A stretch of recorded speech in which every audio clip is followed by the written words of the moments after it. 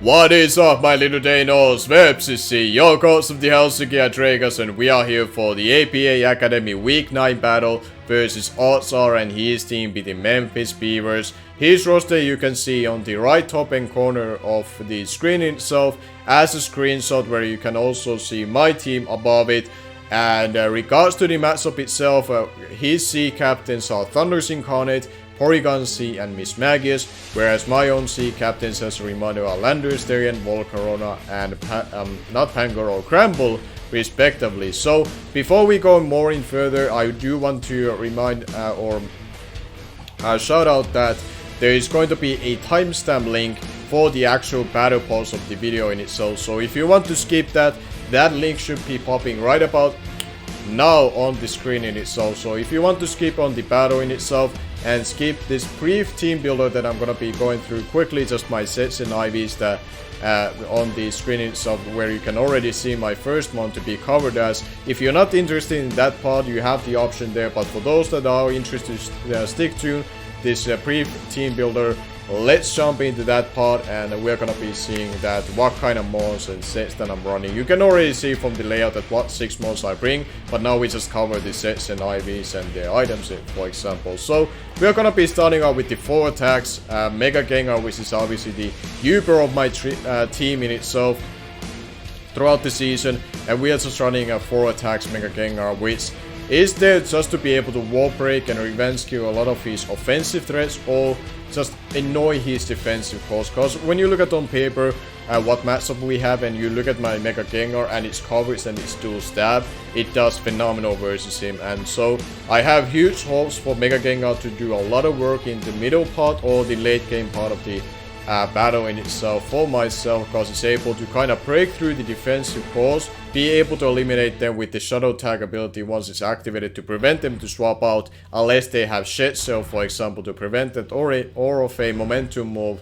like button pass, U-turn or volt switch. Those are kind of the other ways to get bypass that ability, but other than that, it can just trap them and eliminate them with my coverage in itself. And I should be 2-8 KOing a lot of on his team, barring like a Gudra in it. So that's the only thing that I think on paper that can take 2 hits from me, barring like a random assault vest or reducing berries and not taking account. So I'm expecting a lot out of the Mega Gengar, and it was a no-brainer for me to bring this week for this matchup. And then the next member of the team is gonna be defensive Landorus there, which is there for playing around the Lucario's fighting stab if I ever have to switch into it and make a defensive play. But obviously I have to watch out for a potential Ice Punch, or him just going for consistently for medium masses and weakening me down in that route in itself. But other than that, it provides me a little bit of speed control as well through it, be able to revenge kill it easily with Earthquake Wicks. Mega Gengar cannot outright revenge kill it from full if it's relatively healthy, so this thing can do that, and it can also revenge kill the Thundurus-I with Rock Slide after Stealth Rocks, and it's therefore also providing hazard control, because he has access to all forms of hazards on his roster if he decides to bring them. So I have to have something for them if they happen to show up. And then we have U-turn for a momentum, because we are bringing a little bit of Volt Turn Core between this and the circuitry in itself, so it's nice to have it just for that as well, and get my other big hitters in for free when this is luring something like Lyca or Cresselia very easily. Naturally, so the next member of the team is gonna be a special defensive like Clay Bronzor with Stealth Rocks, Reflect, Earthquake and Jungle Ball. The 2 attacks should cover enough versus him. I don't touch like Thundurus-I too well, but barring that, like Earthquake is important for the Lucario in itself. I have to respect that thing. Jungle Ball basically hits everything that I really need it for, especially something like a Gudra or Thundurus-I relatively hard, even though Thundurus does resist it, but it does enough damage so my other things can revenge kill it from there on out. And then we also have the Reflect with the Light Clay to make sure that the Mega Lucario stays in bay and doesn't really get out of hand. And just getting those full turns of Reflect can be huge value for my rest of my team, able to manage the Lucario easier from there. And also Bronzong in itself can 1v1 it a lot easier than without it. So that is going to be the Bronzong, also providing some sort of Dragon Resist on the team, so Gudra just gonna drop them Dracos for free versus my team. But couple of my other members on my team can take those Dragos if they are necessary to take, because I'm gonna bring a dual Assault Vest core between Pangoro and Circuitry in itself. But covering first the Pangoro, we are running the Assault Vest as I mentioned as its item, and Iron Fist as ability. And this is there to kind of deal with the Deoxys speed. I know it has access to Superpower and Focus Blast, but for the Focus Blast we have the Assault Vest, and I'm not too sure if it would be bringing Superpower, but just in case we should be at least able to take one if necessary from like a full health or after one round, so Stealth Rocks if I remember right. And then we are running Dual Stab in Knockoff and Train Punch. Train Punch should be able to do enough for the things that I hit it with, and I'm able to gain some HP back while at it. Knockoff to be able to get rid of some items. Obviously Lucario has access to Justified ability before Mega Evolving, so I have to watch out for that. We also have Earthquake for Toxapex, and then we also have the Ice Punch to cover primarily the Gligar in itself, while at the same time also covering the Goodra and Thundurus Incarnate if I have to hit them with that move as well. And the Iron Fist ability obviously helps my Train Punch and Ice Punch to be more giving more damage output from them than without its ability in itself. So that is going to be the Pangoro, just a bulky offensive attacker to be able to take on as many things as possible from his roster thanks to that item and its natural bulk and typing wise. And then the next member of the team is gonna be the another Assault Vest user, which I briefly touched on with my Circuitry, forming a Volturn core ideally with the Landorus as well while at it, and be able to run Thunderbolt, Hidden Power Ice, Dazzling Gleam and Volt Switch, which gives me a pretty good coverage versus his team. This is also a soft check which can really take hits well for me, Thundurus Incarnate, even though it's his C captive, because even at +2, C Focus Blast should not be able to kill me after Stealth Rocks if I remember right. So I'm very bulky and a kind of awkward way to use Circuitry, but thanks to its high special attack stat, even though I'm not invested, it's still two-shotting things that I need to. And the ones that I don't, I can always Volt Switch on them or hit them with a Hidden Power Ice, more so for the Gligar in itself. Even through Eviolite, even without special attack investment, we should be able to two-shot that thing if I get the prediction right with it. So that is going to be the Circuitry, and the final member of the team is going to be Life Orb holding Starmie with Nature Cure ability, with Dual Stab, Toxic and Recover. And this thing is there to kind of be a huge nuisance to his defensive capabilities that he has on his roster, be able to 2-hit KO or OHKO a lot of them, or be able to get them on a timer with Toxic, which the Cresselia and Goodra for example would not like to take. Goodra doesn't like taking Psy Shock, it actually is potentially two-shotted after Stealth Rocks if it's just max HP. And if he happens to switch into my Psy Shock and the Cresselia if it shows up, I have the Toxic and I can 1v1 it potentially from there. And the Natural Cure ability is just nice to be a status absorber versus some of the things that can run as status versus me, like the Cresselia, like Gligar, like Prankster, Thunderwave, Thundurus Incarnate kinda cripple me while going down to this thing potentially once I swap out. So I felt like the Natural Cure ability was better than the Analytic ability, which you will be seeing more often from a offensive Starmie. But that is going to be the team, and now let's go and see how this battle is turning out. And here we are with the battle in it. So when my opponent decides to bring Deoxys Speed, Mismagius, Mega Lucario, Gligar, Thundurus Incarnate and Goodra. So here, seeing that the team of 6 that he decided to bring, I'm gonna be leading up with my Pangoro, cause barring a awkward Mega Lucario lead, which I'm saying awkward, not necessarily a bad, but something that I don't expect my opponent to do, especially seeing how he has been leading up in the past with his Deoxys Speed. Ideally, Pangoro lead can put in a lot of work there, starting from turn 1, and we can go from there and see how it's gonna be responding to that. And we are gonna be issuing the challenge to our opponent, as we are gonna be seeing that he does lead out with the Deoxys Speed as his lead of choice, and this is something that like I said, I have seen him doing before, and usually it's been that very standard Focus as lead, potentially either being just supportive hazard stacking lead or of a offensive lead with Focus as. So either way, I'm gonna be respecting either of those cases be the thing here, and I go for the Knockoff as he reveals to have the Focus Blast, lands it, but Pangoro with the Assault Vest is gonna be eating that. like a champion, just smacking as well the Deoxys speed all the way to the Focus Astrins. There was no way it was able to live that unless he had that item. So we were able to accomplish that turn 1, which I was very happy with.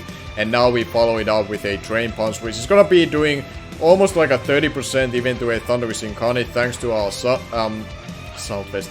Our Iron Fist ability that we have, and being Adamant Nature and almost like a max attack, and we are able to gain a little bit of HP back after taking that Focus Blast. And here Thundurus Incarnate is gonna be forced to go for the C move, which at first I was fearing to be Fighting C, and that is primarily the reason why I swapped out.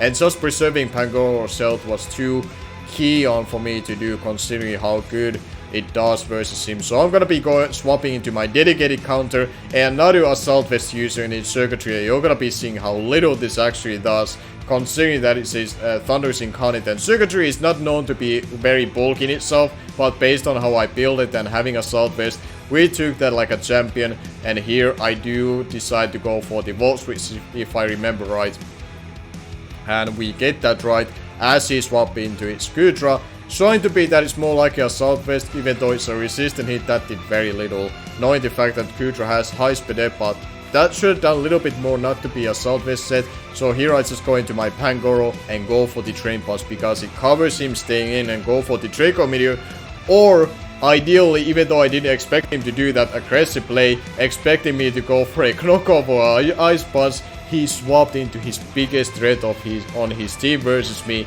being the Lucario, and we blow that thing back with a Drain Punch. And I was, oh my god, I could have asked more from a one turn that he did that actually, and he basically sacked and over-predicted on that turn and gave up on his biggest threat versus my team. And then he brought his Miss Magius in. This was a play that I wanted to scout, that if this Miss Magius happens to be a potentially a Specs, or even more importantly a Destiny bundle holding Miss Magius, and the way that he brought it in, I figured that it's my best play to cover that it could be potential either of the case, and not risk my Pangoro when it does so well versus him. And he went for the Dashing Gleam. Based on the damage, he is most likely modest, but he's not boosting items, so now I'm kind of thinking that that thing might be Choice Scarf. So I had the option of killing it from there, but that I decided to skip on it because I thought it would be better to cover that. Then you saw that I went into my circuitry, tried to go for the Hidden Power Ice, maybe expecting him to swap into Gligar, not giving me the Volt Switch momentum like last time, but he swapped into his Kudra, which meant that I'm gonna be hard swapping into my Bronzong, taking the Draco Meteor, and also covering the fact if he was faster than my circuitry, and going for the Earthquake and weakening myself further than that. So I did that, and I was able to get up my Stealth Rocks, and now potentially forcing this Gligar to go for the Defog if he has it, and happens to go for it, but he decides to even out the field in hazards. But this means that because the Stealth Rocks are up, the Deoxys speed is now essentially dead unless he eliminates that thing, and now, or sacks that thing, or eliminates my Stealth Rocks, what I was trying to say. But he decides to use that Deoxys now as a sack as I go for this Surf and hit what it was in front of me, being the Gligar in itself. And now he goes into his Miss Magius, and this basically says that okay, either you're really going to push your luck and really bluffing this Choice Scarf, or you just really are the modest Choice Scarf, which would be more likely the case. And here I decide that, you know what, I'm gonna let him take the circuitry down with it at this point of time. And I didn't want to swap into my Pangoro, cause even though he was locking himself into Shadow Ball, and for example on this turn I could have swapped into it, I figured that it's more important to keep my Pangoro as healthy as possible, just in case that this thing, being the Miss Magius, doesn't get out of hand. Because once the circuitry goes down, this is a free switching for my Pangoro, and I can go for the knockoff really free here. He has nothing that wants to take it, even though the Thundurus Incarnate has proven to have the C move on it, but it won't be enjoying taking that knockoff regardless, because the Stealth Rocks are up, and after the Stealth Rocks chip, he would have died to the knockoff regardless. So he allowed his Gligar to be knocked off from the Eviolite, and funnily enough, after the turn that I knocked it off, I swap into my Starmie, and he reveals that he has knockoff of his own, so he was able to eliminate my life orb on my Starmie, which is unfortunate, but thankfully he does decide to stay in either just as a sacking play or maybe thinking that I try to predict the Gudra. Either way I take that, because now that is one huge nuisance for my Thundurus-I to be not to worry about anymore as a defensive play for him to do, and we were able to eliminate that. And after that, the Mismagius comes in, goes for the Dazzling Gleam, actually predicting my Pangoro, but I made my sacking play here, allowing him to take my Starmie down, so I see what he locks himself into. And now that he locked himself into the Dazzling Gleam, I can go from here and go into my Thundurus-I, and I decide to go into my Thundurus-I because now I can either lock myself into Rock Slide and chip everything down, or event skill this thing, or the 2-shot the Gudra, depending on what kind of role it seems to be and how much it's taking from it. Or I could have gone for U-turn, for example, but here I covered the fact that if the Mismagius would stay in, I killed that thing. If the Thundurus Incarnate tries to come in and predict the Konoko, for example, that I could have packed for and hitting the Mismagius in front of me, I could have covered from that. And if the Gudra comes in, I always have my play going to my Bronzong, which is going to be the case that I'm going to be doing, as he goes for the Ice Beam, hitting what it was in front of him, being the Thundurus-I, because he didn't know what I was at, what kind of set I was, because I haven't revealed to be Choice Scout just yet. So he made the understandable play there, and then he goes for the Flamethrower. Bronzong is able to take that relatively well, and now he's gonna be going for a second consistent Flamethrower, and we do actually end up living this, and we go for the Shadow Ball. So Bronzong is able to get his second kill of the game after killing the Oxy Speed with the Stealth Rocks being out from it. So far, surprisingly enough for me, that this thing in itself, being the Bronzong, has the most kills so far throughout this battle, which is nothing that I really expected to be the case going to this battle, because I expected Bronzong to be going down eventually and probably the first one to go down. But Bronzong was able to hold out its toes and it gave me a good value from those Stealth Rocks and be able to take those hits from the Gudra itself when needed to. Then he went into his Thundurus Incarnate, as you saw, went for the Dark Pulse as I sacked my Bronzong, and here I decide that, you know what, if he has Thunder Wave, so be it, but I'm in a position that he only has this thing left and the Mismagius left, which potentially is already in a Stealth Rocks range, so if it shows up into the field, it might be already dead at this point, and unless he had Defog on Thundurus Incarnate, it wasn't going to be able to live. And he went for the Thunder Wave. Mega Gengar, thankfully, wasn't fully paralyzed on that turn, and was able to finish it off with the Sludge Bomb. And now the Mismagius, as his last one on the team, does hit into the field, but dies to the Stealth Rock. So that was a very quick and fun battle versus OddsAre, and we were able to snatch a 3-0 win from this week, and I was very happy how it turned out. I was able to get a lot of value out of Pangoro earlier on, and even though it only got 1 kill, the amount of pressure that it gave me already from turn 1 and from there really gave me a really good position throughout the battle. And the fact that he made that aggressive play with Mega Lucario, that to me kind of sealed the deal for me already at that point. As long as I didn't choke it away and didn't make some kind of like passive plays versus things that I should not be doing, it kind of felt like a battle to me, at least from like reviewing this, that I was supposed to be winning. So I'm happy that I was able to accomplish that, and we got that convincing win, which wasn't the case last week if you saw it. But good game to OddsAre. His YouTube channel link will be down below in the description. Make sure to check out my graphics maker as well, being SlackOut. Huge thank you for him for helping with the graphics as usual as well. He is one of the biggest reasons that my channel is where it is at, and I get these opportunities which I've been really looking forward to have, like being part of the AP Academy, for example, right now. So he is a huge part of that, so big thank you to him as well. Huge shoutouts to Bronzong. It actually got 3 kills on this week, and that is why it made it to the thumbnail of this battle.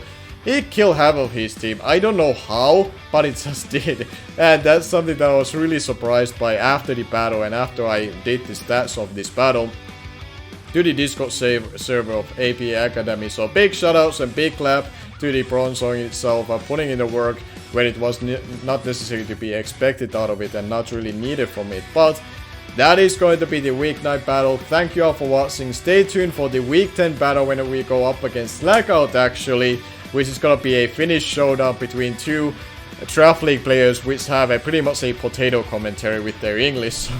So that's gonna be fun for you all to probably watch from either of our sites, whichever you're gonna be watching from. Hopefully you're gonna be watching from both of our sites.